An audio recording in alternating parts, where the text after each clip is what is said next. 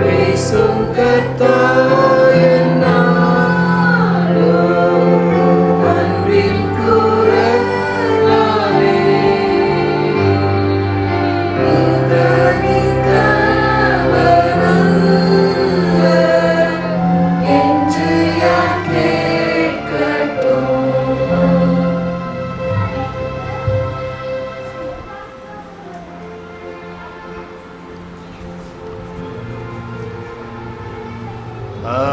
அநாதியான கர்த்தரே, தெய்வீக ஆசனத்திலே வானங்களுக்கு மேலாய் நீர் மகிமையோடிருக்கீரீர்.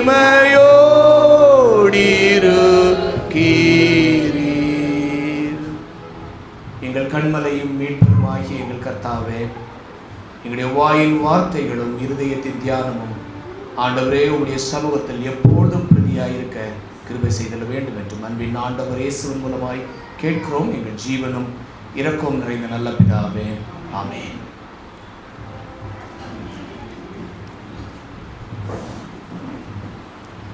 சங்கீதங்கள் புஸ்தகம் 23ஆம் அதிகாரம் 4வது வசனம் 5வது வசனம் சொல்லுகிறது, நான் மரண இருளின் பள்ளத்தாக்கிலே நடந்தாலும் சேர்ந்து சொன்னாங்க, பொல்லாப்புக்கு பயப்படேன். ஏன்? தேவரீர் என்னோட கூட இருக்கிறீர், உமது கோலும் உமது தடியும் என்னை தேற்றும். அது தொடர்ந்து சொல்றாரு, என் சத்துருக்களுக்கு முன்பாக நீர் எனக்கு ஒரு பந்தியை ஆயத்தப்படுத்தி என் தலையை எண்ணெயால் அபிஷேகம் பண்ணுகிறீர், என் பாத்திரம் நிரம்பி வழியிற்று. தாவீது பக்தருடைய வாழ்க்கையின் அனுபவத்தை விசுவாசிகள் ஊக்கப்படத்தக்கதான ஒரு அனுபவத்தை அவர் காண்பிக்கிறார். நான் மரண இருளில் பள்ளத்தாக்கிலே நடந்தாலும் எனக்கு ஒன்றும் வராது, ஏனென்றால் தேவன் என்னோட கூட இருக்கிறார். கடந்த 4 மாதங்கள் முழுவதும் கர்த்தருடைய கரம் உங்களோடு கூட இருந்துச்சா இல்லையா? இருந்துச்சுன்னா ஒரு அல்லேலூயா சொல்லலாமா? அல்லேலூயா. கர்த்தர் மிக அற்புதமாய் அந்த 4 மாதங்களையும் நம்மளை கண்ணின் மணிகளை போல நாம் சென்று வந்த ஒவ்வொரு இடங்களிலும் நம்மளை வழிநடத்தி நேர்த்தியாய் ஒரு புதிய நாடுக்குள்ளாய் ஒரு புதிய மாதத்திற்குள்ளாய் நம்மளை வழிநடத்தி வந்திருக்கிறார். அந்த நாளை அந்த தேவனையும் ஸ்தோத்திரிக்கத்தக்கதாகவும் அவரை தொழுது கொள்ளத்தக்கதாய் வந்திருக்கக்கூடிய ஒவ்வொரு விசுவாச பிள்ளைகள், விசேஷமாய் புத்தூர் திருச்சபையினுடைய குடும்பத்தில் பிள்ளைகளையும் இந்த நாளில் நான் வாழ்த்தி வரவேற்றுக் கொள்கிறேன். விசேஷமாய் நம்மளோடு கூட இந்த நாளுடைய பாடல் ஆராதனை நடத்தி தரத்தக்கதாய் நம்மளோடு கூட கடந்து வந்திருக்கக்கூடிய அண்ணன் தாஸ் பெஞ்சமின் அவர்களையும், நமக்கு அவரோடு கூட இசையை மீட்டி தரத்தக்கதாய் அன்பான சகோதரன் மகனும் ஆகிய அலெக்ஸ், ஜஸ்டிஸ் அலெக்ஸ், அவருடைய மனைவி கேத்ரின், அவருடைய குழந்தை மற்றும் அவருடைய தாயார் நம்மளோடு கூட இருப்பது இந்த மகிழ்ச்சி. உங்கள் அனைவரையும் மணப்பாறை திருச்சபையின் சார்பாக நான் வாழ்த்தி வரவேற்பு இந்த மகிழ்ச்சி அடைகிறேன்.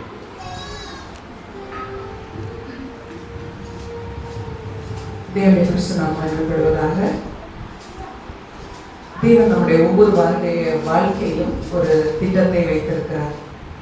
தேவனோடு அனுதினமும் நாம் உறவாடி அவரை போற்றி துதிப்பதற்காகவே மனிதன் படைக்கப்பட்டிருக்கிறான்.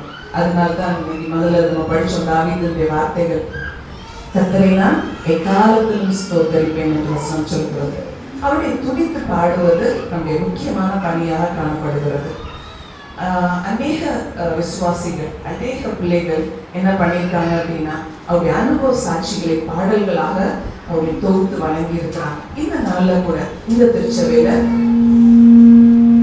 ஒரு விசேஷ ஆராதனையாக, பாடல் ஆராதனையாக நம்ம தேவனை துதித்து கொண்டிருக்கிறோம். லூக்கா 10ஆம் அதிகாரம் இயேசுவின் பாதத்தருகே அமர்ந்த ஒரு ஸ்திரீயுடைய அனுபவத்தை சொல்கிறது. யாரும் இல்லை, மரியாளின் அனுபவத்தை நம்ம பார்க்க முடியும். இந்த தேவனுடைய இயேசுவின் சந்ததியில கிடைக்கும் ஒரு சமாதானம், ஆனந்தம், பாதுகாப்பு, இவையெல்லாம் ஒரு வெளிப்படுத்துகிற ஒரு பாடல் தான் இந்த நாளுக்குரிய ஆரம்ப பாடலாக நம்ம பாட போறோம்.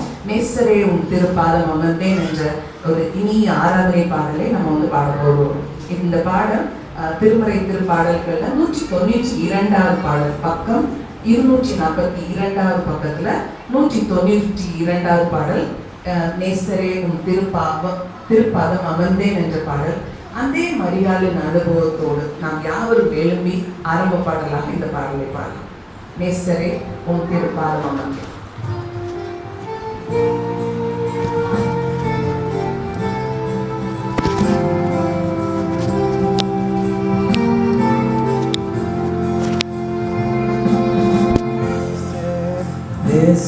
நேசரே உம் திரு பாதமர்ந்து நிம்மதி நிம்மதியே.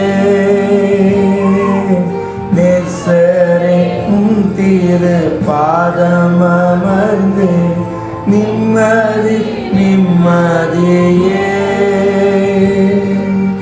ஆர்வமுடனே பாடி துதிப்பே ஆனந்தம் ஆனந்தமே.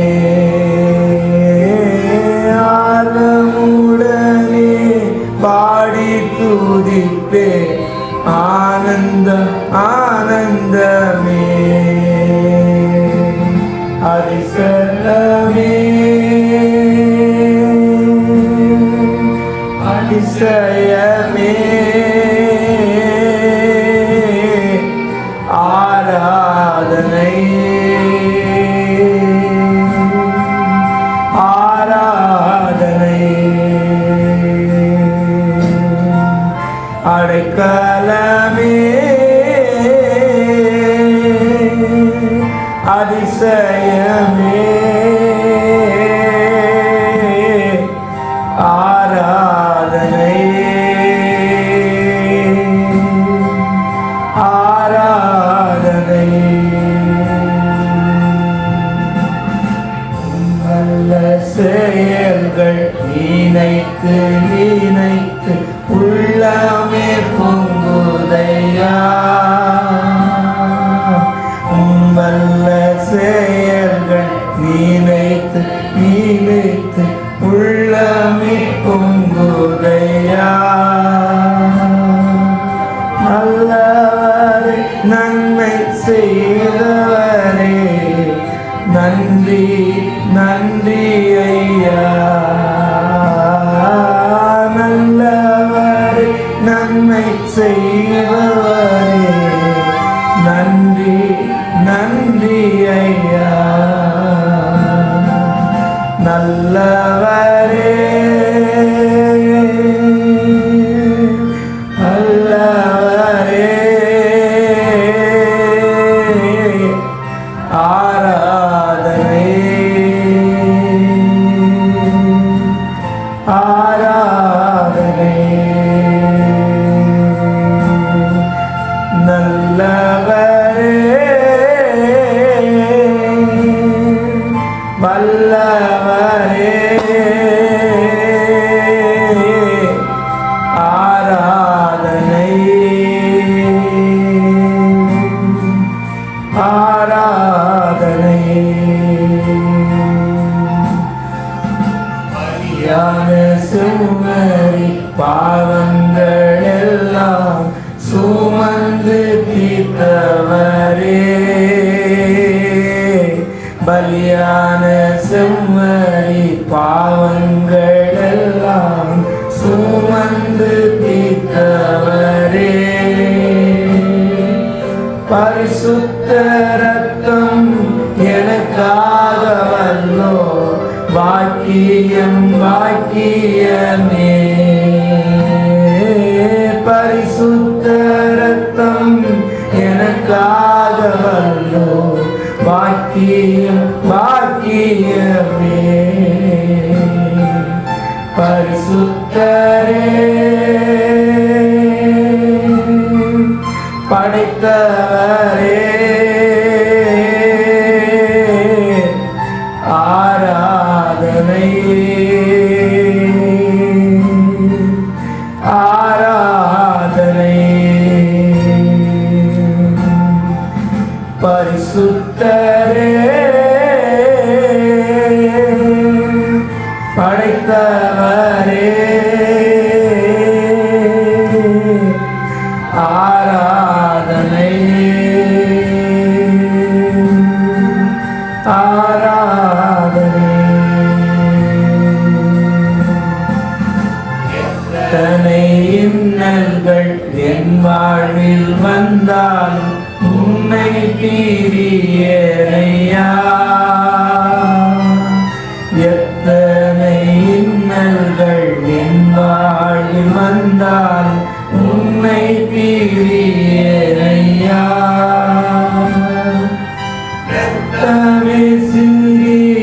சாட்சியாய் வாழ்வே நிச்சயம் நிச்சயமே. ரத்தமே சிந்தி சாட்சியாய் வாழ்வே நிச்சயம் நிச்சயமே. ரட்சகரே இயேசுநாதா ஆராதனை ஆராதனை. ரட்சகரே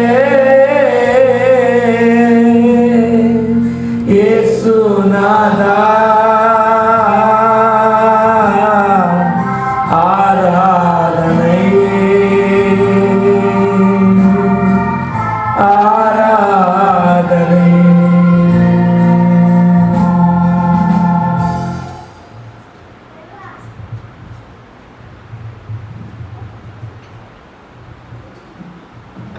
வாசிக்கும்படியாக தெரிந்து கொண்ட வேத பகுதி மத்தேயு எழுதின சுவிசேஷம் 19ஆம் அதிகாரம் 27 30 வரை. பக்கம் 28 புதிய ஏற்பாடு 19ஆம் அதிகாரம் 27 30 வரை.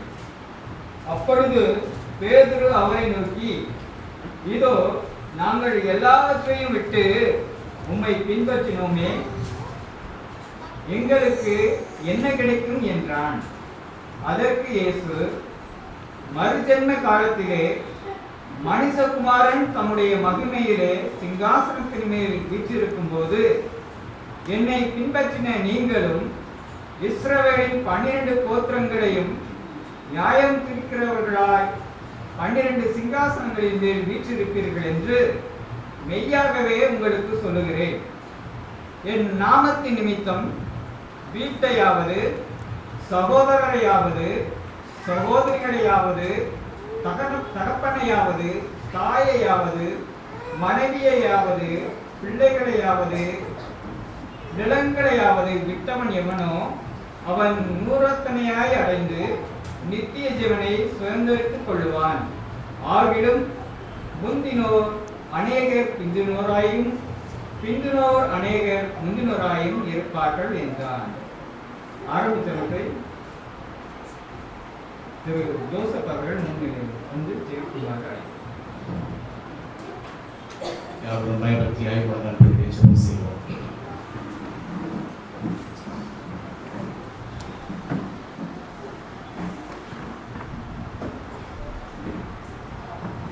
எங்களை அதிகமாக நேசித்து வழிநடத்திக் கொண்டிருக்க அன்பின் பாபாவையும் துதிக்கிறோம்.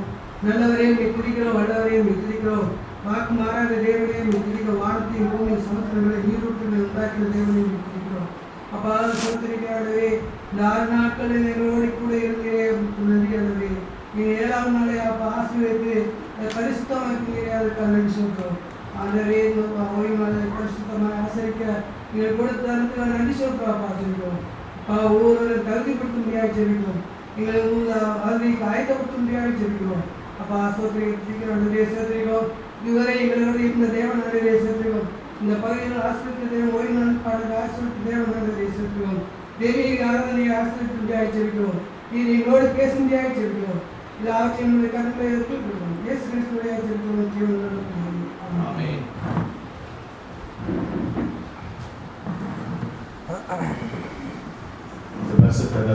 காணிக்கைக்கான வேலை ஒரு சாட்சியின் அனுபவத்தை நான் மீண்டும் ஒரு விஷயம் உங்களோடு கூட பகிர்ந்து கொள்ள வேண்டும் என்று வாசிக்கிறேன். 1990ஆம் வருடம் நான் 10ஆம் வகுப்பு படித்துக் கொண்டிருக்கிற நாட்களிலே எங்களுக்கு ஒரு சிறிய வயல் ஒன்று உண்டு, அறுவடை செய்கின்ற வயல். எங்க அப்பா வந்து அதுல நெற்பயிர்களை விளைய செய்கின்ற ஒரு அனுபவம் உடையவர்களாக இருந்தார். அந்த கோடை கால அந்த டைம்ல அறுவடை செய்து வீட்டில் போட்டு அந்த நெற்கட்டுக்களை எல்லாவற்றையும் அந்த களத்துல அடுக்கி அதை எங்க ஊர்ல அதை சூடடிக்கணும்னு சொல்லுவாங்க. இங்க எப்படி சொல்றீங்க என்ன லாங்குவேஜ் இருக்கு, சூடடிக்கிறதா, அதை வந்து அந்த கதிர்கட்டில இருந்து அதை பொய்து எடுக்கக்கூடிய ஒரு அனுபவம். அதை பொய்து எடுத்து விட்டு பின்னர் அந்த மாடுகளை விட்டு இது பண்ணுவாங்க. இந்த வழிகள் எல்லாம் ஓரிரு நாட்கள் நடந்து கொண்டு செல்கின்ற ஒரு அனுபவம் உண்டு.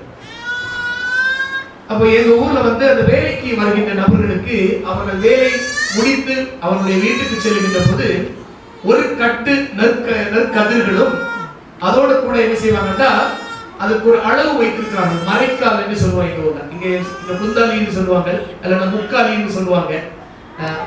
முக்காலின்னு சொல்றது உண்டா? மரக்கால் தானே? Okay, super. எங்க ஒரு மரம் இருக்கிறாங்க. ஓகே, மரக்கால்ல வந்து அளவுகள் அளந்து கொடுப்பாங்க.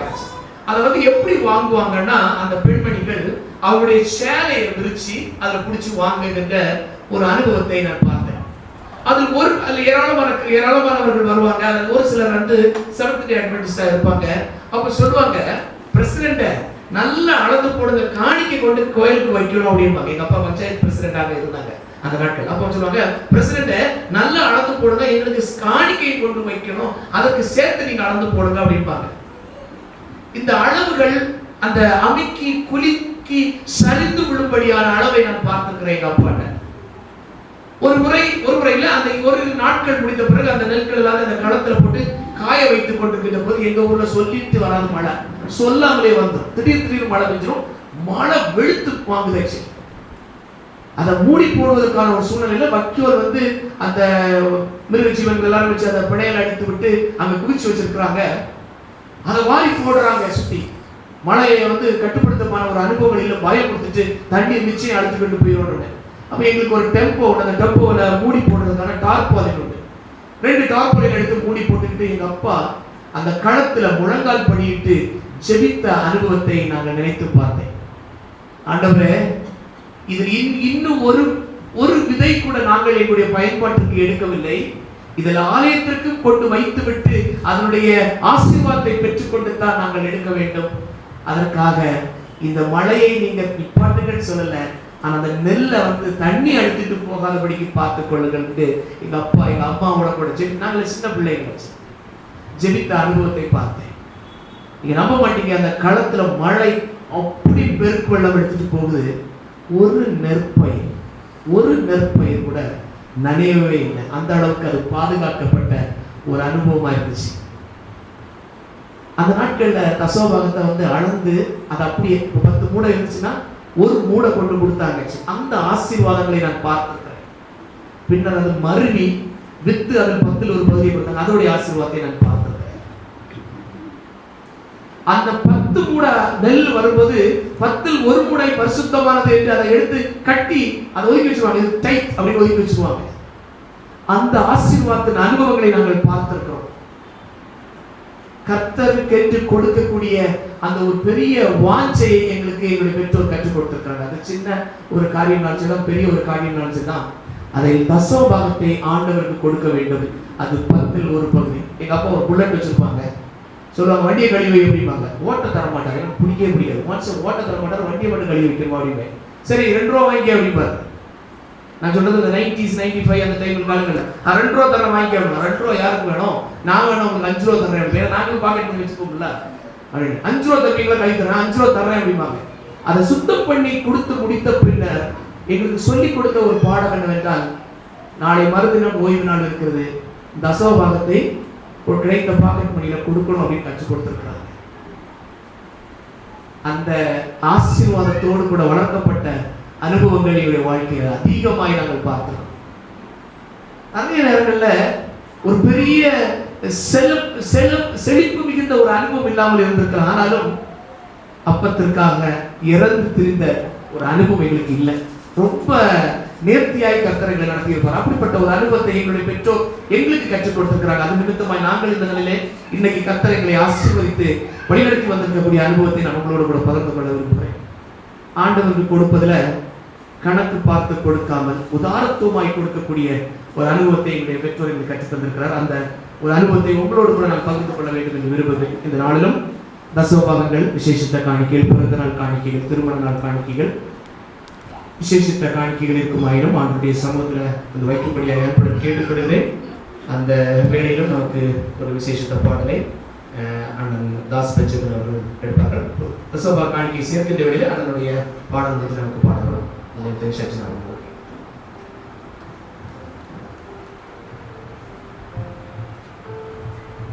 ரோமர் 12ஆம் அதிகாரம் 1ஆம் வசனம் இப்படியாக சொல்லுகிறது, அப்படி இருக்க சகோதரரே, நீங்கள் உங்கள் சரீரங்களை பரிசுத்தமும் தேவனுக்கு பிரியமான ஜீவ பலியாக ஒப்பு கொடுக்க வேண்டும் என்று தேவனுடைய இரக்கங்களை முன்னிட்டு உங்களை வேண்டிக் கொள்கிறேன். இந்த நேரத்தில் நம்ம வந்து கேட்கக்கூடிய ஒரு பாடல் பலிபீடத்தில் என்னை பரனே என்ற பாடல். இது நம்முடைய பாடல் புத்தகத்தில் 196வது பாடல், பக்கம் 230 இந்த பாடல் இருக்கு. பலிபீடத்தில் என்னை நம்மை மாத்திரம் இல்லை, நம்முடைய நேரத்தை, நம்முடைய திறமைகளை, நம்முடைய காணிக்கைகளை ஆண்டவருடைய சமூகத்தில் இந்த நேரத்தில் அர்ப்பணிப்போம்.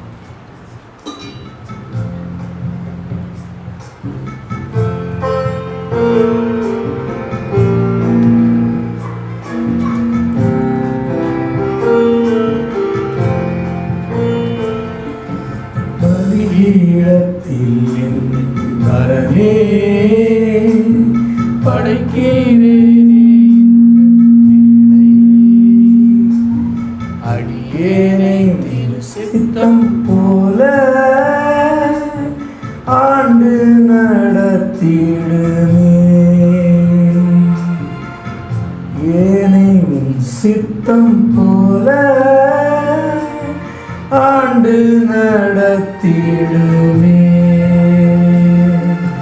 கல்வாரியில் அன்பினையே கண்டு விரைந்தோடி வந்தேன், கல்வாரியில் அன்பினையே கண்டு விரைந்தோடி வந்தேன், கழுவும் திருத்தத்தாலே இருதயத்தை கழுவும் திருரத்தத்தாலே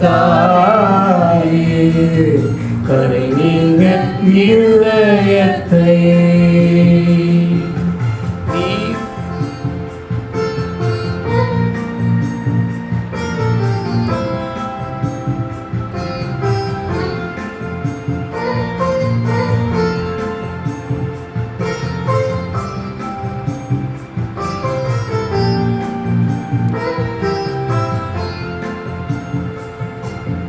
நீரன்றி என்னாலே பாரில்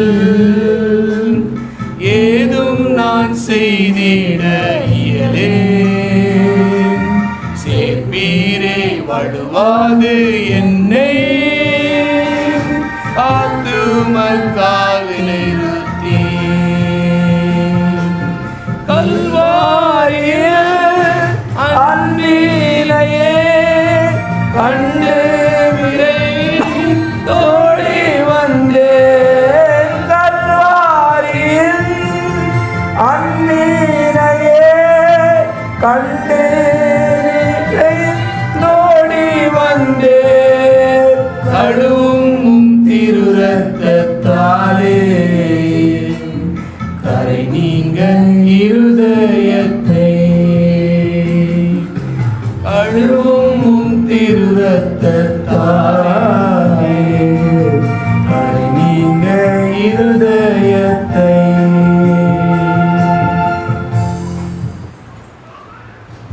யாரும் இருந்த வண்ணம் கண்களை முடிச்சம் செய்வோம். எங்களை அன்பாய் நேசித்து வழிநடத்தி வருகின்ற எங்கள் கிருபையும் இறப்பும் நிறைந்த நல்ல ஆண்டவரே, பரிசுத்தமான ஒரு பகுதியை கர்த்தருடைய சன்னிதானத்திலே படைக்கத்தக்கதாய் இந்த நாளுடன் கொண்டு வந்த ஒவ்வொரு குடும்பங்களையும் உடைய பார்த்து நாங்கள் தருகிறோம். கர்த்தருடைய சமூகத்தில் நாங்கள் வெறுமனையாய் வராதபடிக்கு ஆண்டவரே, நீர் செய்த நிறைவான நன்மையினால் எங்களை வழிநடத்தத்தக்கதாகவும் கடந்த ஒரு மாத காலம் முழுவதும் எங்களை கண்ணின்மணிகளை போல் பாதுகாத்து நல்ல வேலைகளை கொடுக்கவும் அதற்கான ஊதியத்தை நாங்கள் பெற்றுக்கொள்ளவும் உமக்கு ஸ்தோத்திர பலிகளை நாங்கள் ஏறெடுக்கவும் பொருத்தனைகளை நிறைவேற்றவும் இந்த நாளிலும் படைக்கப்பட்ட ஒவ்வொரு காணிக்கைகளுக்காக ஜெபிக்கிறோம் ஆண்டவரே. அதோடு கூட ஆண்டவரே, எங்களையும் ஆண்டவருடைய சமூகத்தில் உம்முடைய ஊழியத்திற்கென்று நாங்கள் ஜீவ பலியாய் ஒப்பு கொடுக்க எங்களை படைக்கிறோம் ஆண்டவரே. எங்களை ஏற்றுக்கொண்டு வழிநடத்திடும் மீட்பெரும் இரட்சகருமாகிய இயேசு கிறிஸ்துவின் நாமத்தில் கேட்கிறோம் எங்கள் ஜீவனும் இரக்கம் நிறைந்த நல்ல பிதாவே, ஆமென்.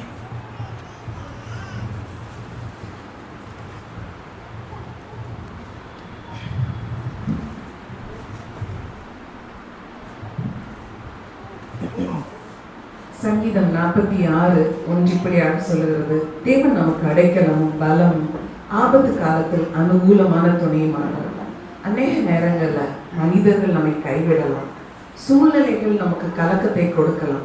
ஆனால் தேவன் நம்மை விட்டுவிட மாட்டார். அவர் நம்ம அடைக்கலாம். நம்முடைய பலமும் கூட இருக்கும் துணையாக இருக்கிறார். நாம் கலங்கும் நேரத்தில் நம்மை தாங்கி நிறுத்தும் ஒரே நிச்சயமான உதவி தேவன் மாத்திரம். இந்த நேரத்தில் எனக்கு யார் உண்டு என்று கலங்கின நேரத்தில் என்ற பாடலை இந்த நேரத்தில் சகோதர பாடல்.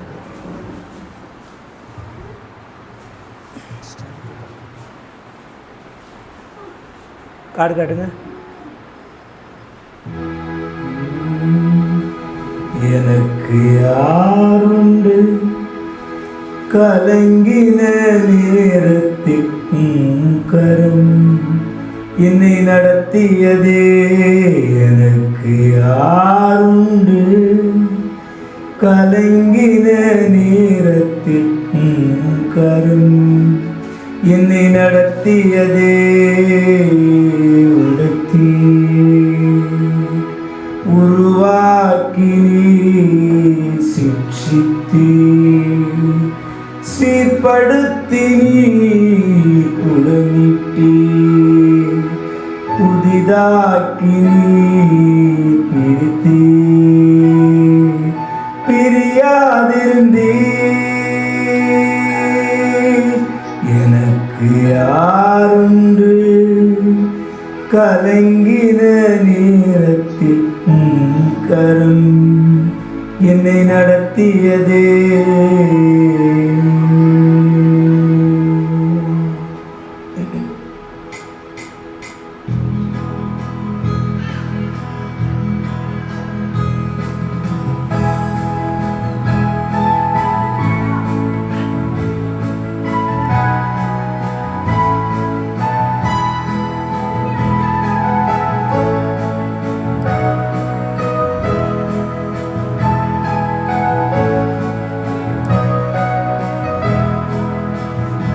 எனக்கு யாருண்டு கலங்கின நேரத்தில் கரம் என்னை நடத்தியதே. எனக்கு யாருண்டு கலங்கின நேரத்தில் கரம் என்னை நடத்தியதே. உடைத்தி உருவாக்கி சிக்ஷித்தி சீர்படுத்தி புடமிட்டி புதிதாக்கி பிரித்தி பிரியாதிருந்தீ. எனக்கு யாருண்டு கலங்கின நேரத்தில் கரம் என்னை நடத்தியதே.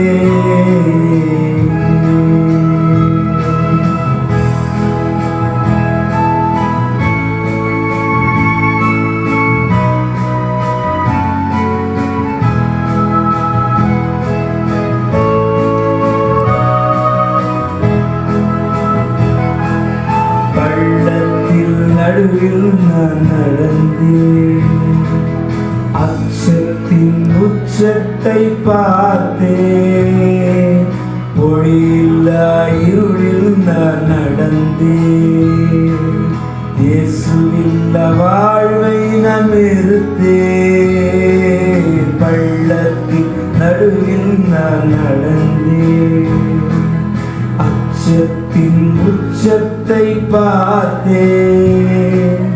ஒளியில்லா இருளில் நான் நடந்தேன், இயேசுவில்லா வாழ்வை நான் வெறுத்தேன். உலகி உருவாக்கி சிக்ஷித்தி சீர்படுத்தி புடமிட்டி புதிதாக்கி பிரித்தி பிரியாதிருந்தீ. எனக்கு யாருண்டு கலங்கின நேரத்தில் கரம் என்னை நடத்தியதே.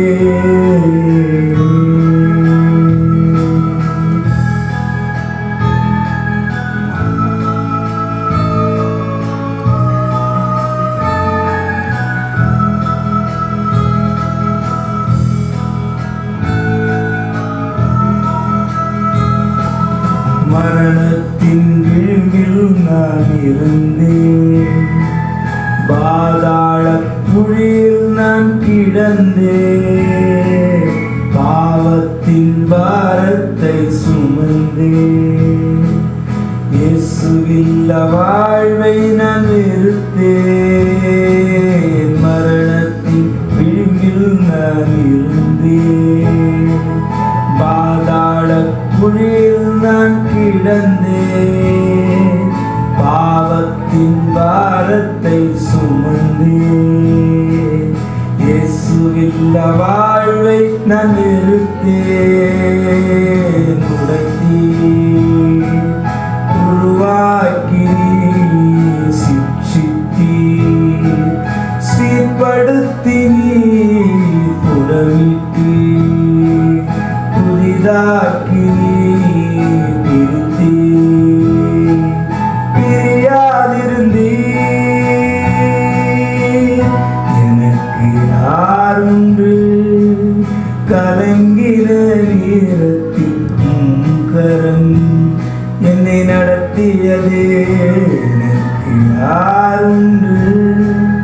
கலங்கின நேரத்தில் உம் கரம் என்னை நடத்தியதே.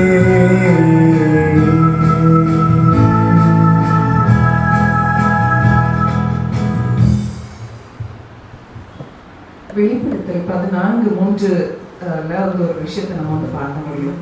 1,44,000 பேர் புது பாட்டை பாடினார்கள் என்று பதிவு பண்ணியிருக்காங்க. சரியா?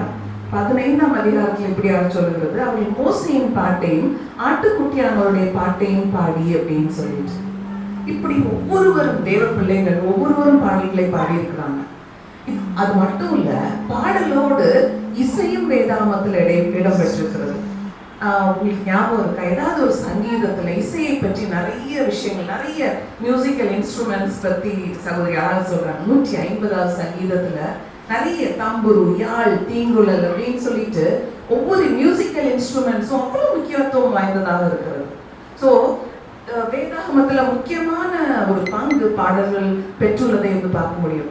ஆனா வேதாகமம் ஒரு சாங் புக் கிடையாது, அது ஒரு பாடல் புத்தகம் கிடையாது. ஆனா சுமாராக என்ன சொல்றாங்கன்னா 185 பாடல்கள் வேதாகமத்துல காணப்படுகிறது அப்படின்னு சொல்றாங்க. தமிழ் கிறிஸ்தவ உலகத்துல மிகவும் பாரம்பரியமான கீர்த்தனைகள் ஒன்று இனி நம்ம வந்து கேட்கக்கூடிய ஒரு பாடலாக இருக்கிறது, நம்ம சேர்ந்து பாடக்கூடிய ஒரு பாடலாக இருக்கிறது. அந்த காலங்கள்ல கிறிஸ்தவங்க என்ன பண்ணாங்க அப்படின்னா, பலவிதமான சோதனைகள்ல, துன்பங்கள்ல, சமூக ஒதுக்குதல்கள்ல ஈடுபட்டிருக்கிறாங்க, அனுபவித்திருக்காங்க. இப்படிப்பட்ட நிறைய பாடுகளை அனுபவித்திருக்கிறாங்க. அப்போ அவங்க எதிர்கொண்ட ஒரு சூழ்நிலைகளை, இப்படிப்பட்ட சூழ்நிலைகளை எதிர்கொள்றதற்காக ஒரு பாடலை வந்து பாடுவாங்களாம். அது என்ன பாடல் அப்படின்னு சொல்லிட்டு பார்த்தீங்க அப்படின்னா, எல்லாம் இயேசுவே எனக்கு எல்லாம் இயேசுவே என்ற பாடல். நம்ம கூட ஒருவேளை உறவினர்கள் நம்ம விட்டு விலகி போகலாம், நண்பர்கள் ஒருவேளை கைவிடலாம், நோய்கள் வந்திருக்கலாம், இருளான சூழ்நிலையில நம்ம வாழ்ந்து கொண்டிருக்கலாம். ஆனா இந்த நம்பிக்கையுடைய பாடலை நம்ம வந்து சீயோனின் கீதத்துல பாடல் 262வது பாடலாக இந்த பாடல் காணப்படுகிறது. ஆண்டவரே, நீர் என்னுடைய வாழ்க்கையில ஒரு பகுதி இல்லை, என் வாழ்க்கையில் எல்லாம் நீரே ஆண்டவரே அப்படின்னு சொல்லிட்டு பாடக்கூடிய ஒரு பாடல் இந்த பாடல், எல்லாம் இயேசுவே எனக்கு எல்லாம் இயேசுவே பாடல். சீயோனின் கீதங்கள்ல 262வது பாடல்.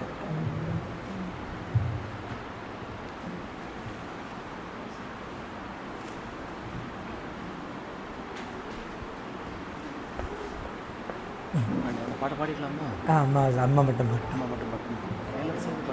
எல்லாரும் சேர்ந்தாங்க கூட, நான் அந்த கூட இருக்கிறேன்.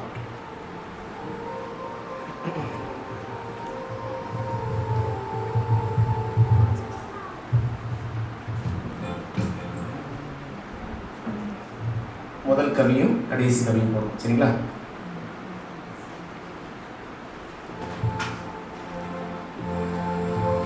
பக்கம் 86, பாடல் 262, முதல் கவியும் கடைசி கவியும் போடும்.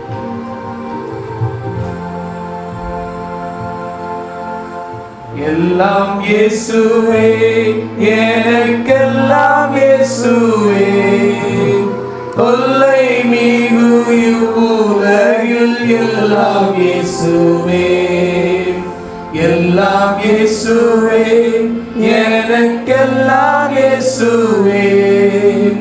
தொல்லை மிகு இவ்வுலகில் எல்லாம் இயேசுவே. ஆயனும் சகாயனும் நேயனும் உபாயனும், ஆயனும் சகாயனும் நேயனும் உபாயனும், நாயனும் எனக்கன்பான ஞானமான வாழனும். எல்லாம் இயேசுவே, எனக்கெல்லாம் இயேசுவே. தொல்லை மிகு இவ்வுலகில் எல்லாம் இயேசுவே. போதக பிதாவுமென் போக்கினில் வரத்தினில், போதக பிதாவுமென் போக்கினில் வரத்தினில், ஆதரவு செய்திடும் கூட்டாளி என் தோழன். எல்லாம் இயேசுவே, எனக்கெல்லாம் இயேசுவே. தொல்லை மிகு இவ்வுலகில் எல்லாம் இயேசுவே.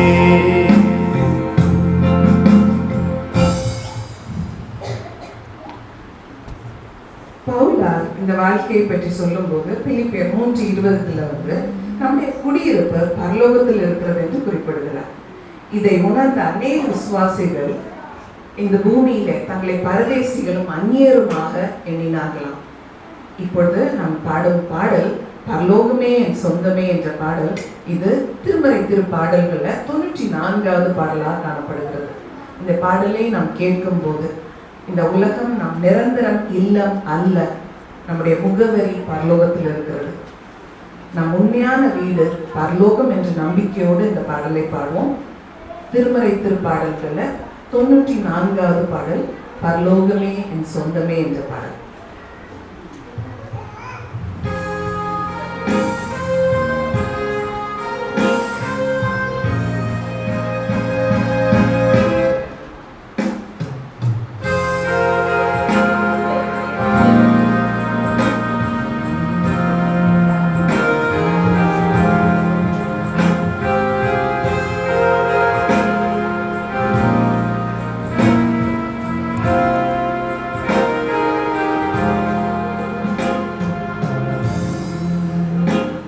பரலோகமே என் சொந்தமே என்று காண்பேனோ, பரலோகமே என் சொந்தமே என்று காண்பேனோ, என் இன்ப இயேசுவை நான் என்று காண்பேனோ, என் இன்ப இயேசுவை நான் என்று காண்பேனோ, பரலோகமே என் சொந்தமே என்று காண்பேனோ.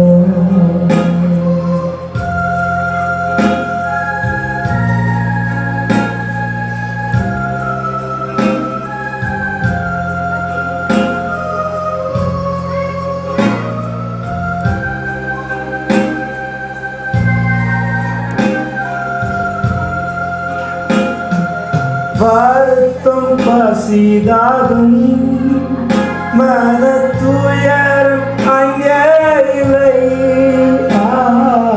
வருத்தம் பசிதாகும் மனத்துயரம் அங்கே இல்லை, விண்கிரீடம் வாங்கித்து விண்ணவர் பாதம் சேவே, விண்கிரீடம் வாணித்து விண்ணவர் பாதம் சேவே, பரலோகமே என் சொந்தமே என்று காண்பேனோ.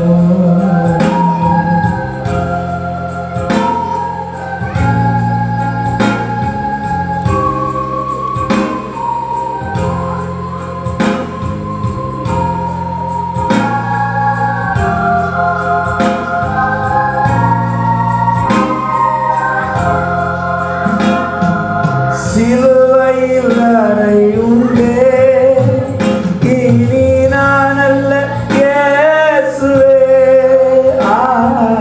சிலுவை அறை உண்டே இனி நான் அல்ல இயேசுவே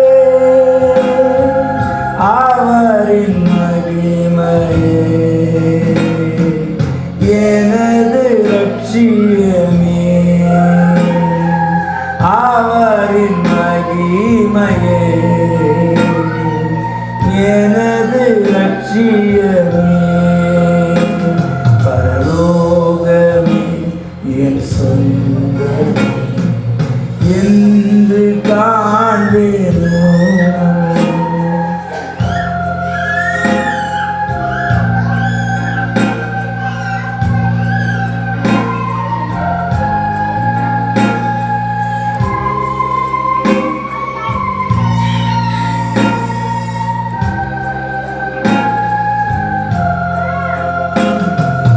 ஓட்டத்தை ஜெயமுடன்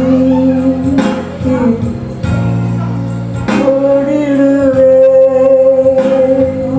ஓட்டத்தை ஜெயமுடன் இங்கு நான் ஓடிடுவே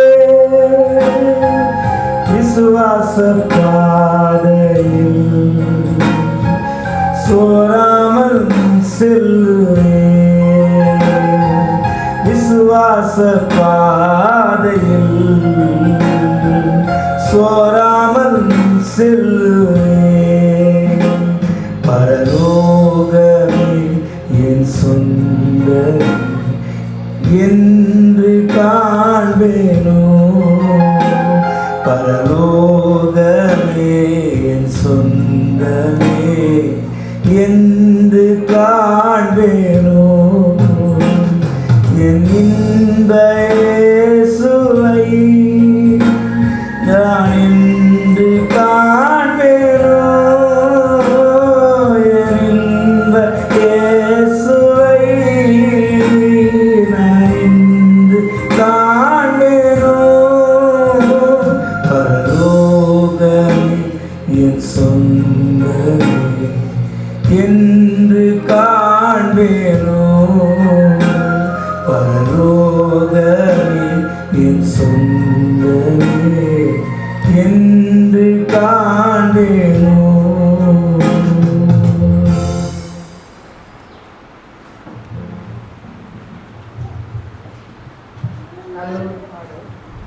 ஒவ்வொருடைய ஏக்கமாகவும் இது காணப்படுகிறது. மீட்கப்பட்டவர்கள் அனைவரும் வேதம் இப்படியாக சொல்லுகிறது. மீட்கப்பட்டவர்கள் அனைவரும் எங்க பார்ப்பாங்களாம் தெரியுமா? அவருடைய சிங்காசனத்தின் பக்கத்துல கண்ணாடி கடல் அருகில எல்லாரும் ஒன்று கூட இருக்கிறாங்க. ஆனா இன்னைக்கு நம்ம ஒவ்வொருவருக்கும் கேட்க வேண்டிய நம்முடைய இருதயத்துல வர வேண்டிய ஒரு கேள்வி என்னவாக இருக்க போகுது அப்படின்னா, ஆண்டவரே நான் அந்த இடத்துல இருப்பேன், will I be there அப்படின்னு இந்த நேரத்திலும் நம்ம யோசிக்க வேண்டிய ஒரு காரியம் அதுவாக இருக்கிறது. இப்போ அடுத்ததாக நம்ம கேட்க இருக்கிற ஒரு பாடல் என்ன அப்படின்னா, அவருடைய சிலுவையை குறித்ததான, சிலுவை பாடு மரணத்தை குறித்ததான ஒரு பாடல்.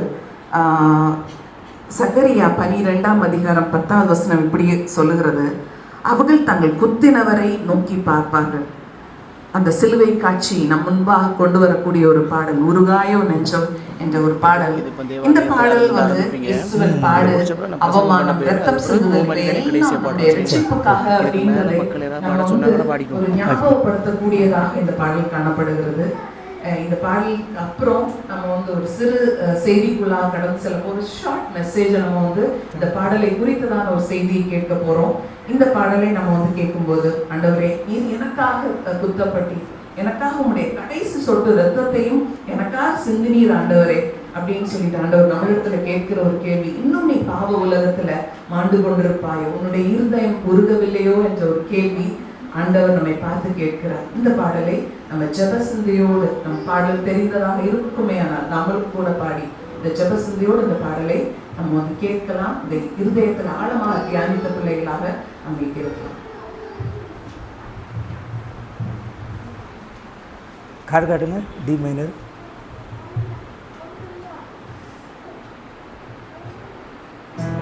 இல்லை ஃபஸ்ட் சாப்பிட்டும் போயிடலாம். அது கார்டு மட்டும் காட்டுங்க, தொகையரை போடலாம். ஃபஸ்ட்டு கார்டு காட்டு.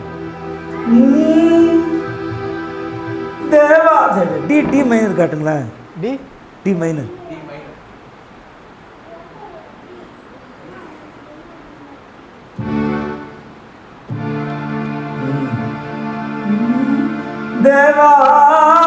தேவாலயத்திலே இருந்தாய் கிழிந்ததன்றோ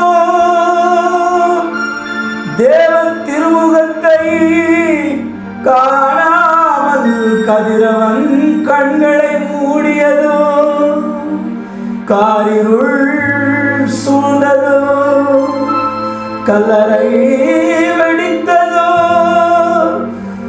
பூமி அதிர்ந்ததோ புவியெல்லாம் நடுங்கியதோ உத்தமர் இயேசு துடிக்கின்றார்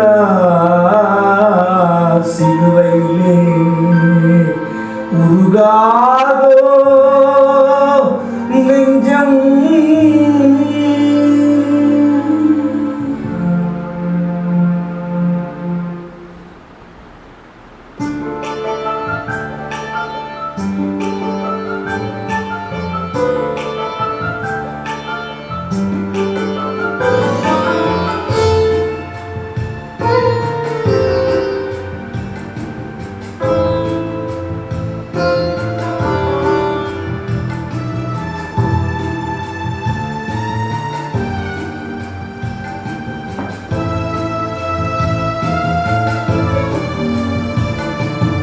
உருகாது நெஞ்சம் அவர் தானே தஞ்சம் உனக்காக பலியாக வந்தார்.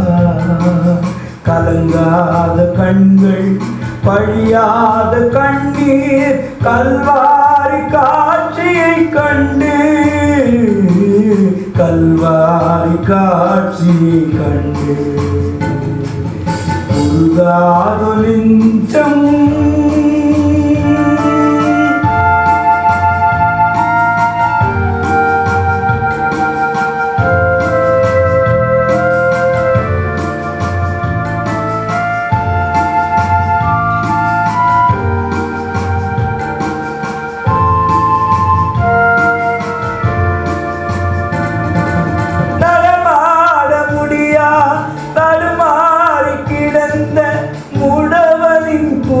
கேட்டு நின்று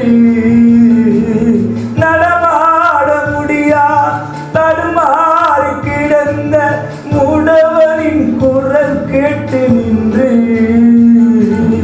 இடம் தேடி வந்து இதயத்தில் நொந்து நடமாட செய்ததாலே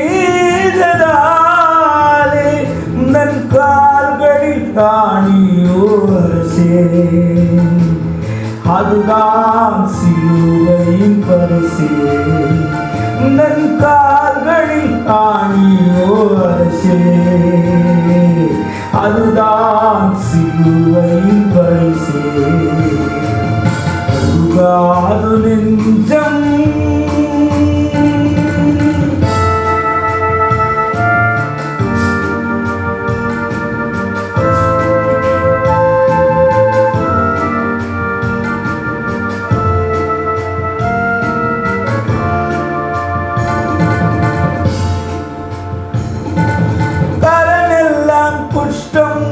தீராத கஷ்டம் கதறிய மனிதனை கண்டு கரமெல்லாம் குஷ்டம் தீராத கஷ்டம் கதறிய மனிதனை கண்டு கரம் தொட்டு தூக்கி கனியோடு நோக்கி கருணையால் சுகம் தந்ததாலே உன் கரங்களில் ஆணியோ அரசே அதுதான் சிலுவையின் பரிசே நன் கரங்களில் ஆணியோ அரசே அதுதான் சிலுவையின் பரிசே உருகாது நெஞ்சம்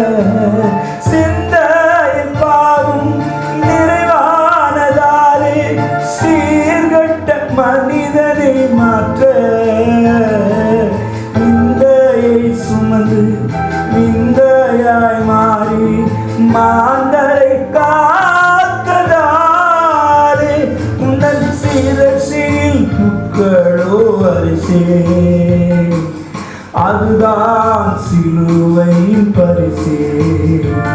தன் சிரசினில் முட்களோ அரசே, அதுதான் சிலுவையின் பரிசே. உருகாது நெஞ்சம், அவர் தானே தஞ்சம், உனக்காக பலியாக வந்தார். கலங்காத கண்கள், வழியாத கண்ணீர், கல்வாரி காட்சியை கண்டேன், கல்வாரி காட்சியை கண்டேன். உருகாது நெஞ்சம், உருகாது நெஞ்சம், உருகாதோ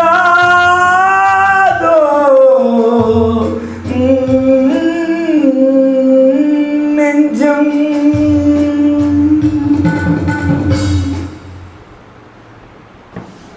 இன்னும் பாடலை கேட்டுக்கொண்டிருக்கலாம் என்கிறது தான் உங்களுடைய வாஞ்சை.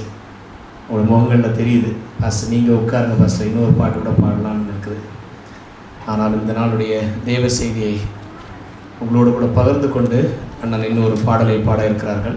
அதோடு கூட நான் கடந்து செல்லாமல் வாஞ்சிக்கிறேன். மே மாதம் என்றால் நான் சிறு நேரம் தான் எடுத்துக்கொள்வேன். மே மாதம் என்றால் உங்களுக்கு மே மாதத்துடைய ஃபர்ஸ்ட் மே 1ஆம் தேதி என்று நினைத்தால் வந்தால் என்ன நினைவுக்கு வரும்? என்னது? தொழிலாளர்கள் தினம். மே தினம் என்று சொல்லுகின்ற ஒரு அனுபவங்கள் உண்டு. இந்த நாளிலும் நம்மளோடு கூட அண்ணன் தாஸ் பெஞ்சமின் அவர்களுடைய பாடல்கள் எல்லாம் இந்த மே தினத்தை சார்ந்ததாக இல்லை. அது ஒருவேளை ஒரு கணக்கில் அல்லது ஒரு கோணத்தில் நீங்கள் எடுத்துக்கொண்டால் இந்த தேசத்திற்காகவும் இந்த நாட்டிற்காகவும் இந்த மாநிலத்திற்காகவும் இந்த மாவட்டத்திற்காகவும் இந்த ஊருக்காகவும் மரித்த என் ஆண்டவர் ஒரு பெரிய தொழிலாளியாய் நமக்காய் தன்னுடைய ஜீவனை விட்ட அனுபவத்தை ஒருவேளை இந்த பாடல்கள் எல்லாம் நமக்கு சுட்டிக்காட்டி காண்பித்திருந்தாலும் வேதம் நமக்கு இந்த பகுதியிலிருந்து ஒரு சின்ன பாடத்தை கற்றுத் தருகிறது. வாசித்த வேத பகுதிக்குள்ளாய் மீண்டும் ஒரு விசை கடந்து செல்லும். வாசிக்கலாம். மத்தேயு எழுதின சுவிசேஷ புஸ்தகம் 19ஆம் அதிகாரம் 27 மற்றும் 27 முதல் 30 உள்ள வசனங்களை மீண்டும் ஒரு விசை வாசிக்கலாம். அப்பொழுது பேதுரு அவரை நோக்கி, இதோ நாங்கள் எல்லாவற்றையும் விட்டு உம்மை பின்பற்றினோமே, எங்களுக்கு என்ன கிடைக்கும் என்றான். அதற்கு இயேசு, மறு ஜென்ம காலத்திலே மனுஷகுமாரன் தன்னுடைய மகிமை உள்ள சிங்காசனத்தின் மேல் வீற்றிருக்கும் போது என்னை பின்பற்றின நீங்களும் இஸ்ரவேலின் 12 கோத்திரங்களையும் நியாயம் தீர்க்கிறவர்களாக 12 சிங்காசனங்கள் மேல் வீற்றிருப்பீர்கள் என்று மெய்யாகவே உங்களுக்கு சொல்லுகிறேன். என் நாமத்தின் நிமித்தம் வீட்டையாவது சகோதரரையாவது சகோதரிகளையாவது தகப்பனையாவது தாயையாவது மனைவியாவது பிள்ளைகளையாவது நிலங்களையாவது விட்டவர்கள் எவைகளோ அவன் எத்தனை மடங்கு அடைவானா? 100 மடங்கு. வைக்கிறதுக்கு இடம் இருக்கா? ஆண்டவர் 100 மடங்காய் தருவதற்கு உங்களுக்கு சித்தம் கொண்டவராய் இருக்கிற போது அதை வைப்பதற்கான இடம் இருக்கா? சில மாதங்கள் அல்லது சில வாரங்களுக்கு முன்பதாக நான் ஒரு சாட்சியின் அனுபவத்தை சொன்னேன். மாசாய் அந்த இனத்தை சார்ந்த ஆபிரகாம் என்று அழைக்கப்பட்ட அந்த ஆப்பிரிக்க இனத்தை சேர்ந்தவன் ஒரு மாடு 110க்கு ஒரு மாடை தசமமாக கொடுத்த ஒரு அனுபவத்தை நான் உங்களுக்கு சொன்னேன். யோசிச்சு பாருங்களேன், இந்த சர்ச் வளாகத்தில் ஒருவேளை 10 மாடு கொண்டு தர்றதா இருந்த ஒரு அனுபவம் இருந்துச்சுன்னா எங்க கட்டுவோம் ஆண்டவரே? ஆண்டவர் சொல்றாரு, 100 அவர்களுக்கு கொடுப்பதற்கு நான் ஆயத்தமாக இருக்கிறேன். விடுதலை போராட்ட இயக்கம் ஒன்று உண்டு. வெள்ளையனே வெளியேறு என்கிற ஒரு இயக்கம் இருந்துச்சு. வில்லியம் மில்லர் இயக்கம் ஒன்று இருந்துச்சு. ஒத்துழையாமையின் இயக்கம் என்று பற்பல இயக்கங்கள் நம்முடைய உலகத்திலே காணப்பட்ட ஒரு அனுபவம் இருந்துச்சு. இந்த இயக்கங்கள் எல்லாம் ஒரே ஒரு குறிக்கோளை கொண்டிருந்துச்சு. என்னவென்றால் 8 மணி நேரம் தான் நாங்கள் வேலை செய்வோம். 8 மணி நேரத்திற்கு மேலாய் எங்களை வேலை வாங்கினால் அதற்கு உகந்த ஊதியத்தை நீங்கள் கொடுக்க வேண்டும் என்கிற ஒரு தொழிலாளர்களுடைய கூட்டமைப்பு தினம் என்ன செய்தது என்றால் போராடின ஒரு அனுபவங்கள் இருந்துச்சு. அதற்கு 8 hour day மூவ்மெண்ட் என்று அழைக்கப்பட்டதாம். 18 மற்றும் 19ஆவது நூற்றாண்டுகளில் மேற்கு ஆப்பிரிக்க காடுகளில் போய் ஏராளமான கருப்பின பிள்ளைகளை என்ன செஞ்சுவாங்கன்னா பிடிச்சிட்டு வந்துருவாங்களாம். பிடிச்சிட்டு ஐரோப்பா போன்ற நாடுகளில் என்ன செஞ்சிருவாங்களா, இவைகளை அடிமைகளாய் விற்று விடுவார்களாம். அவர்கள் வந்து காட்டன் பிளான்டேஷன்ஸ், பருத்தி உற்பத்தி ஆலைகளும் பருத்தி விவசாயிகளும் செய்யக்கூடிய ஏராளமான தோட்டங்களை வைத்திருந்த ஐரோப்பியர்களுக்கு வேலை செய்வதற்காக கூலி தொழிலாளிகளாக அடிமைகளாய் அவர்களை என்ன செய்தால் கடத்தி சென்று விற்பனை செய்த ஒரு அனுபவம் நிகழ்ந்து வந்ததாம். என்ன செய்வாங்கன்னா, இந்த ஆப்பிரிக்கா பகுதியிலிருந்து அட்லாண்டிக் ஓஷன் வழியாக கடந்து செல்வாங்க. அந்த அட்லாண்டிக் ஓஷன் வந்து உலகத்திலேயே 2வது பெரிய ஒரு சமுத்திரம் என்று நீங்கள் அறிந்து கொள்ள வேண்டும். அதனுடைய ஆழம் 28,890 அடி ஆழமாக இருக்கலாம்.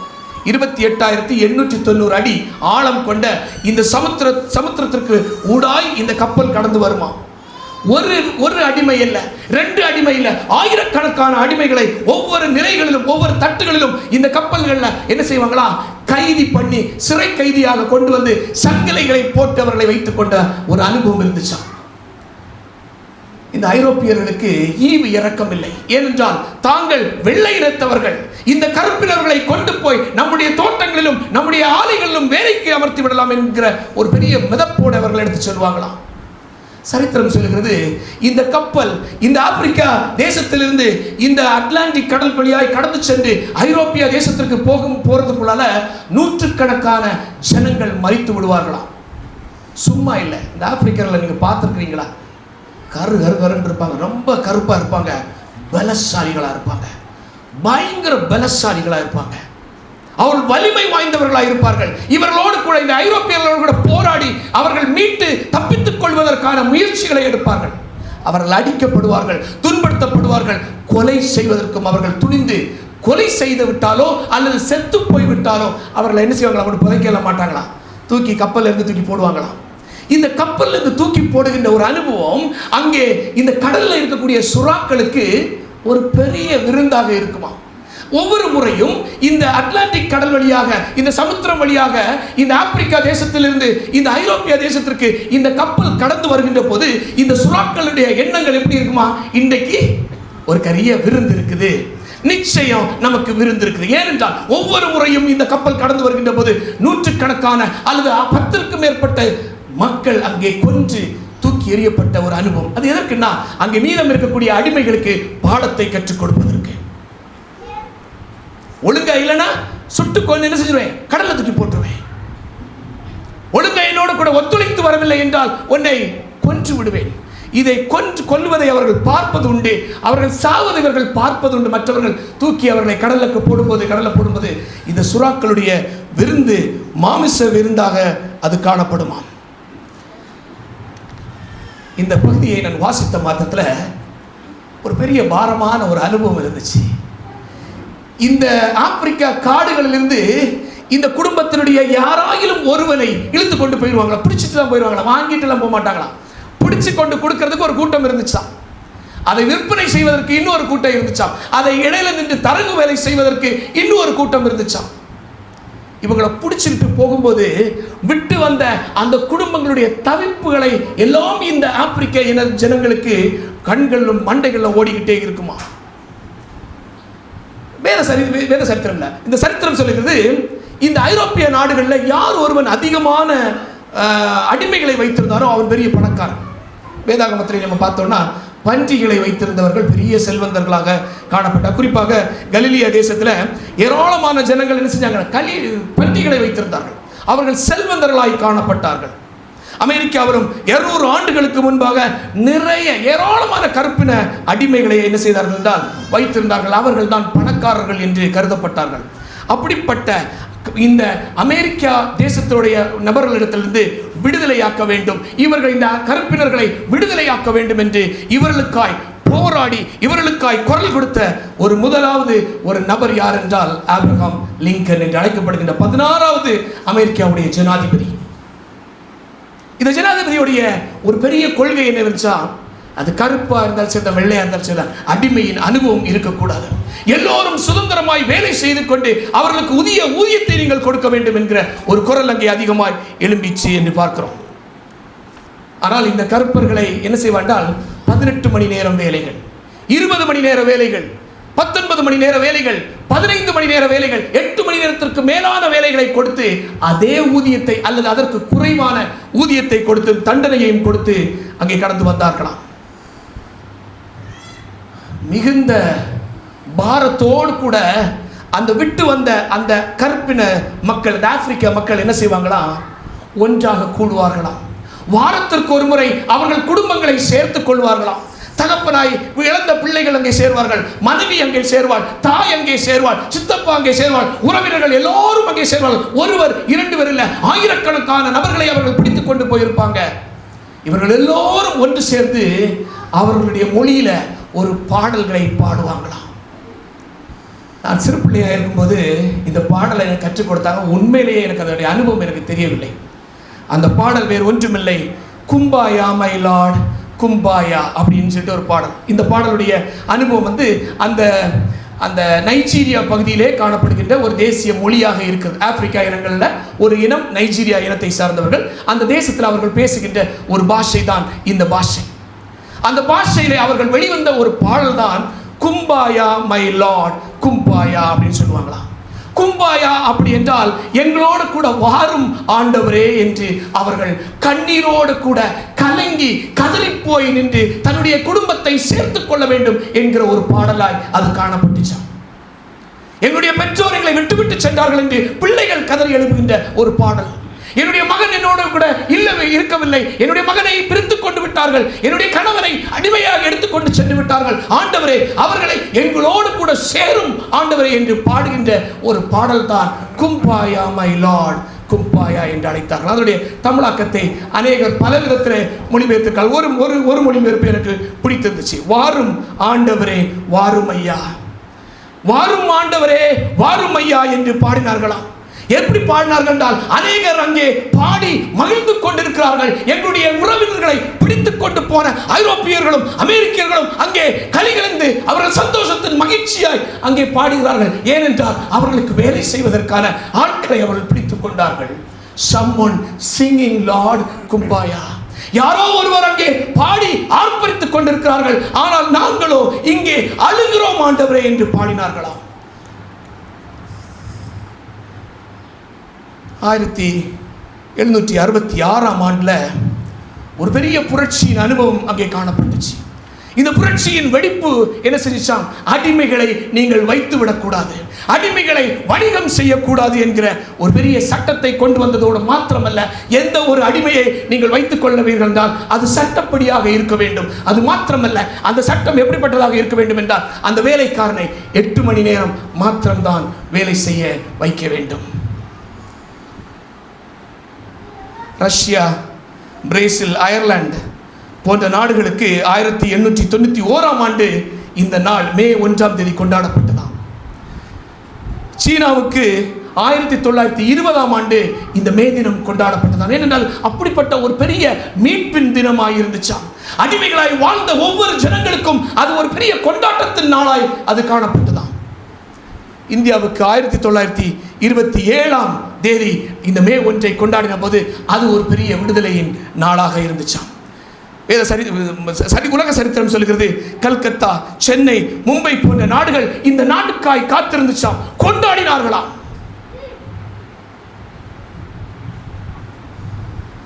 முந்தா நாள் அந்த கொஞ்சம் டைல்ஸ் கொண்டு இறக்கி வைக்கிறதுக்காக 2 நண்பர்களோடு கூட வந்திருந்தோம். ஒன்று சுரேஷன், இன்னொன்று மோகன் வந்திருந்தாங்க. அப்போ சுரேஷன் சொன்னேன், அண்ணே மே 1ஆம் தேதி வெள்ளிக்கிழமை நம்ம காலையில் போயிடுவோண்ணே.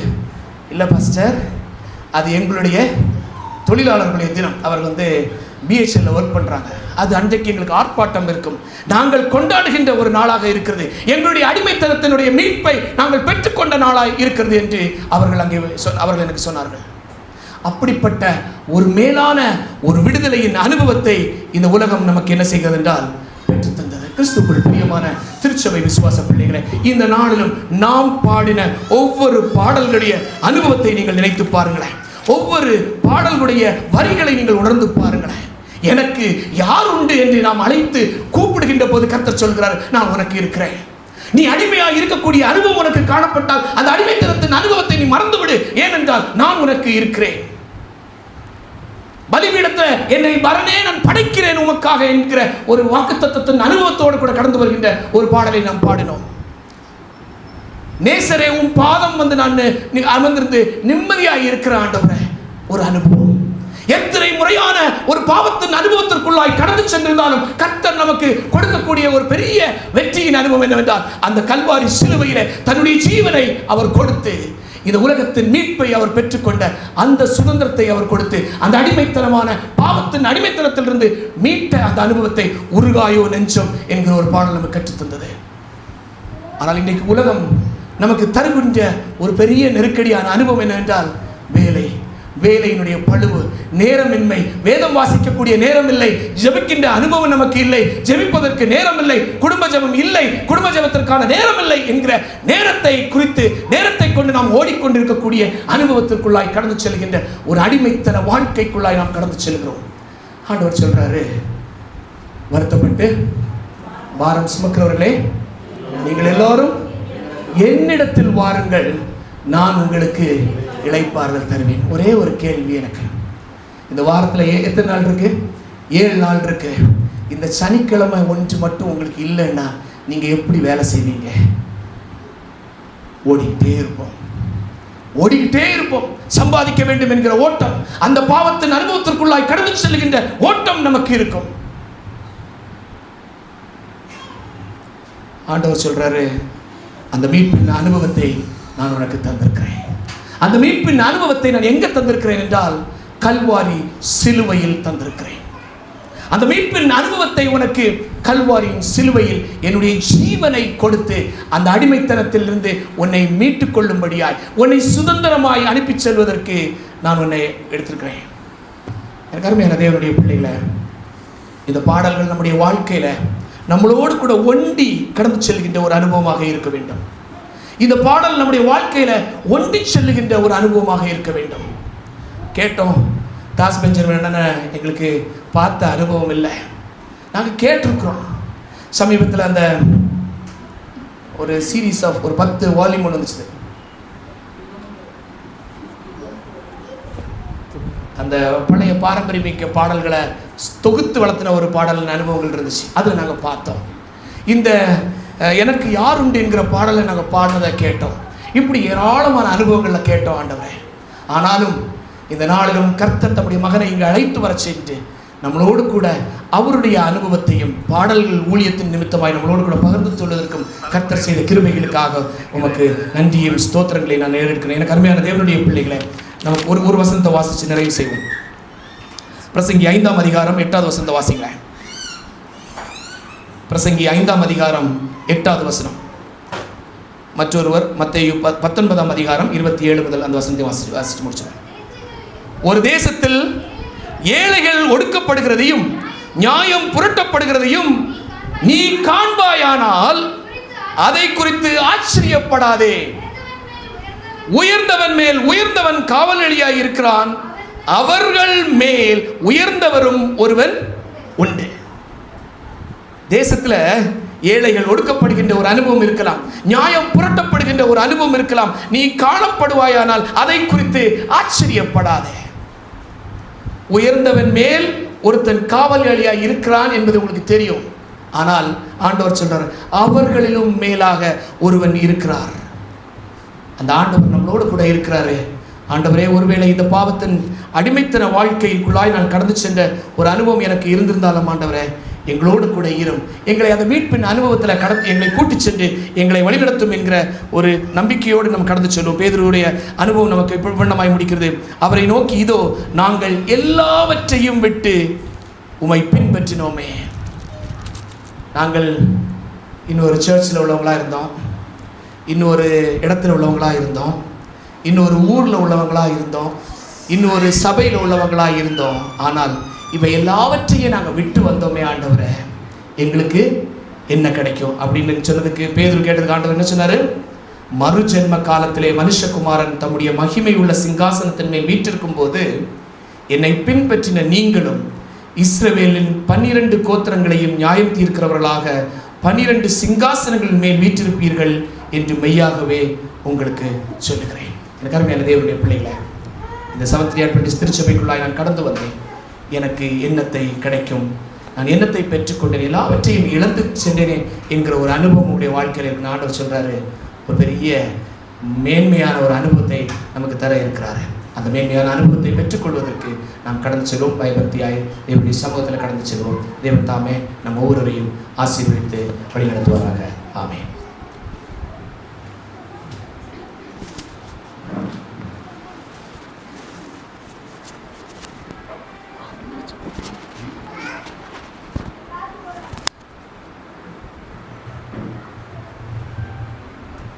இன்று நமக்கு தேவன் ஒரு அழைப்பை கொடுக்கிறார். இந்த ஒரு வேலையை, இந்த ஒரு வாழ்க்கை நமக்கு நிரந்தரம் இல்லை. நம்முடைய வேலை நிரந்தரம் இல்லை, எல்லாமே தற்காலிக ஒரு வாழ்க்கையாக இருக்கிறது. ஆனால் நமக்கு கொஞ்சம் மட்டும் தெரியும், நம்முடைய மரணம் நிச்சயம். நம்முடைய மரணமோ தேவனுடைய வருகை எது முந்தி இருக்கும் அப்படின்னு சொல்லிட்டு நம்மளுக்கு தெரியாது. ஆனால் நம்முடைய வாழ்க்கையை அர்ப்பணிக்கும் ஒரு தருவாயில் இருக்கிறோம். நம்முடைய வாழ்க்கையை கிறிஸ்துவுக்கு அர்ப்பணிப்போமா? ஏசாயா 55:6 சொல்லுகிறது, கர்த்தரை கண்டடையத்தக்க சமயத்தில் அவரை தேடுங்கள்.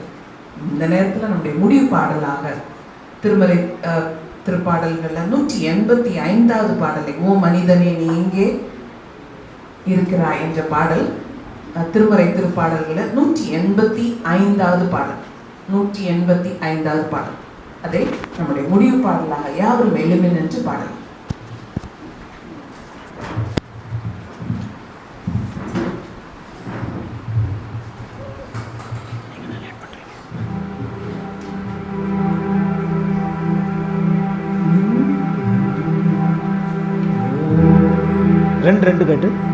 ரெண்டு காட்டுங்க.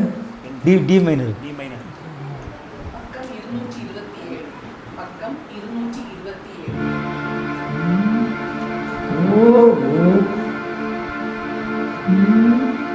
ஓ மனிதனே நீ எங்கே போகிறாய்? காலையில் மலர்ந்து மாலை மறையும் மலராய் வாழ்கிறாய். ஓ மனிதனே நீ எங்கே போகிறாய்?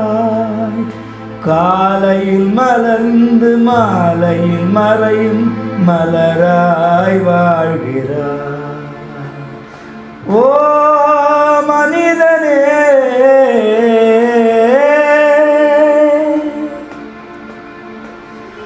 மண்ணில் போங்க.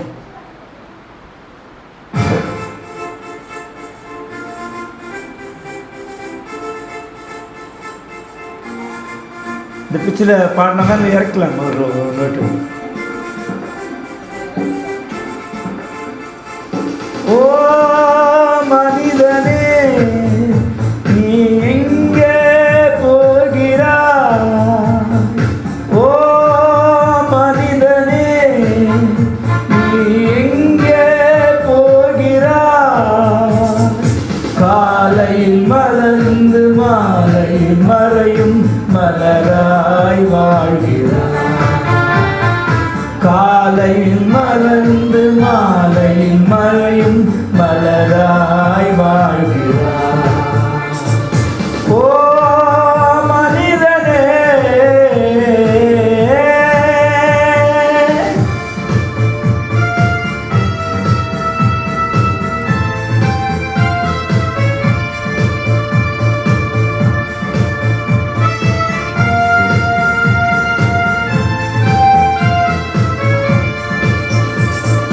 மண்ணில் பிறந்த மானிடனே மண்ணுக்கே நீ திரும்புவாய். மண்ணில் பிறந்த மானிடனே மண்ணுக்கே நீ திரும்புவாய். மரணம் உன்னை நெருங்கும் போது எங்கே நீ ஓடுவாய்?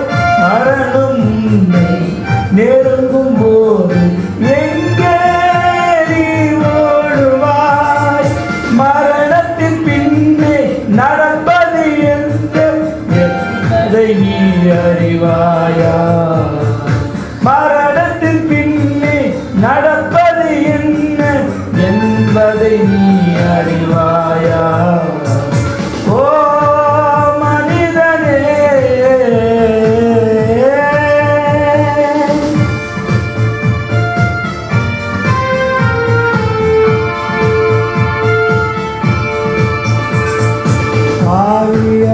பிறந்த மானிடனே பாவியாய் நீ மரிக்கின்றாய். பாவியாய் பிறந்த மானிடனே பாவியாய் நீ மரிக்கின்றாய். இயேசுவை உள்ளத்தில் ஏற்றுக்கொண்டால் இந்த மரணத்தை வென்றிடுவாய். இயேசுவை உள்ளத்தில் ஏற்றுக்கொண்டால் இந்த மரணத்தை வென்றிடுவாய். நித்திய ஜீவனை பெற்று நீ மோட்சத்தில் நிலைத்தென்றும் வாழ்ந்திடுவாய். நித்திய ஜீவனை பெற்றுக் கொண்டு மோட்சத்தில் நிலைத்தென்றும் வாழ்ந்திடுவாய். ஓ மனிதனே, நீ எங்கே போகிறாய்? ஓ மனிதனே, நீ எங்கே போகிறாய்? காலையில் மலர்ந்து மாலையில் மறையும் மலராய் வாழ்கிறாய். காலையில் மலர்ந்து மாலையில் மறையும் மலராய் வாழ்கிறாய். ஓ மனிதனே,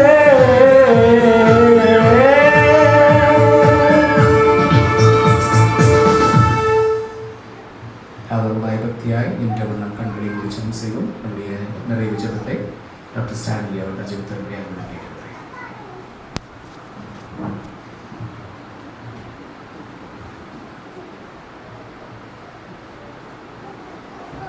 எங்களை அதிகமாய் நேசிக்கிற நல்ல ஆண்டவரே,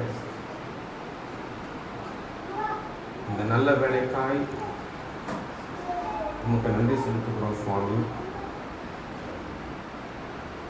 இந்த உலகத்தில் எங்களை காட்டிலும் நீதிமான்கள், ஞானிகள், மேதைகள்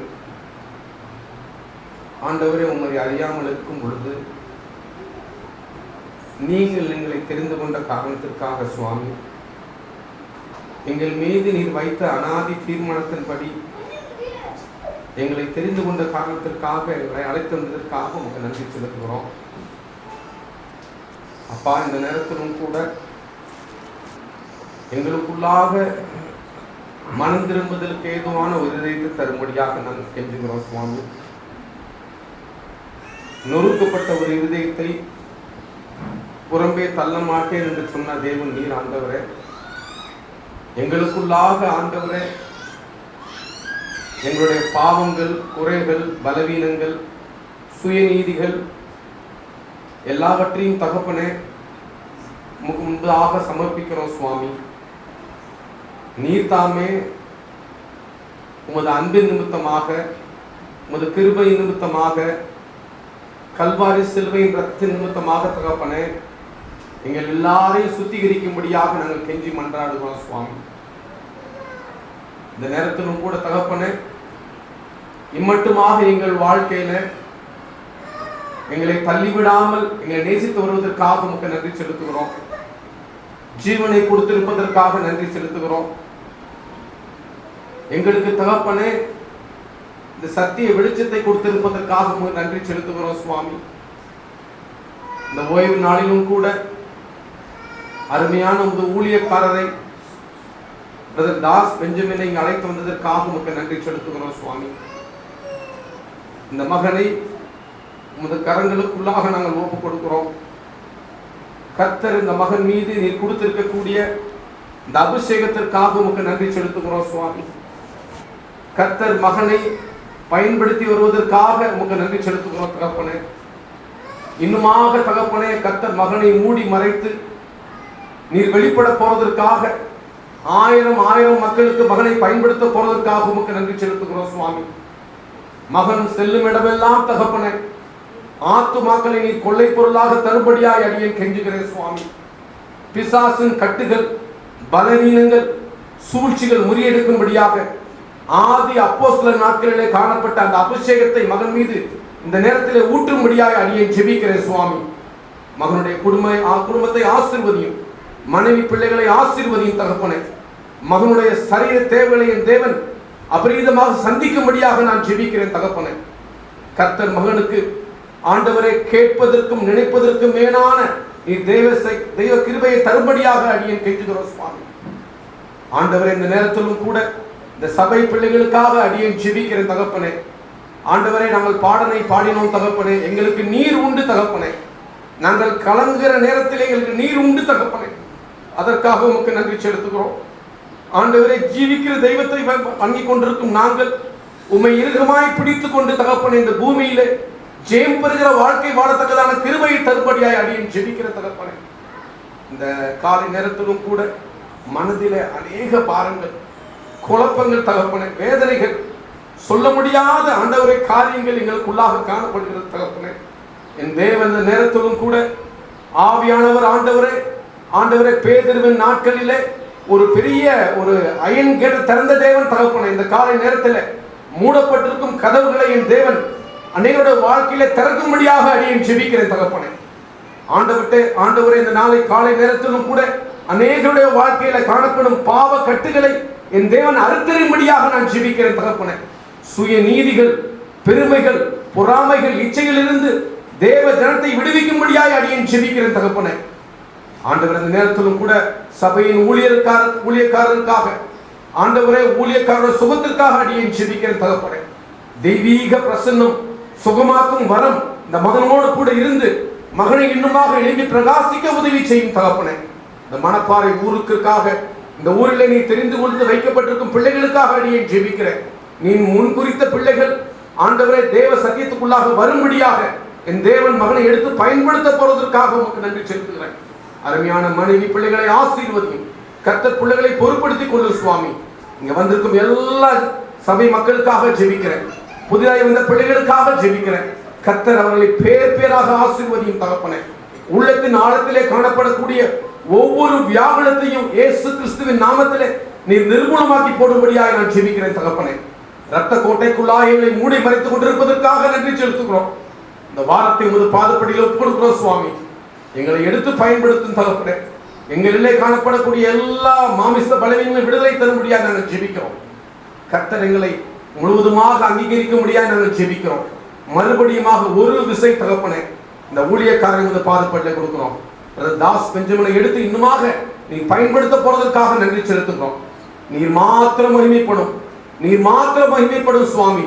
நீ வரும் அந்த காலையில நாங்கள் எல்லாரும் ஆண்டவரை வெறும் கையாக இருந்து விடாதபடி அநேக ஆத்துமாக்களோடு தகப்பனே உம்மை முகமுகமாய் தரிசிக்கக்கூடிய ஸ்லாக்கியங்களை எங்களுக்கு தாரும். இயேசுவின் நாமத்தில் ஜெபிக்கிறோம். அந்த இருந்த பரமபிதாவே, ஆமென். ஆத்மாவே கர்த்தரை ஸ்தோத்திரி. முழுமே பரிசுத்தத்தை ஸ்தோத்திரி. ஆத்மாவே கர்த்தரை ஸ்தோத்திரி. நம்முடைய கர்த்தராகிய இயேசு கிறிஸ்துவின் கிருபையும் பிதாவாகிய தேவனுடைய அன்பும் பரிசுத்த ஆவியானவருடைய அந்யோன்ய ஐக்கியம் அனைத்திலும் சமாதானம் நம் அனைவரோடும் கூட இன்றும் என்றும் சதா காலமும் தங்கியிருப்பதாக. ஆமென்.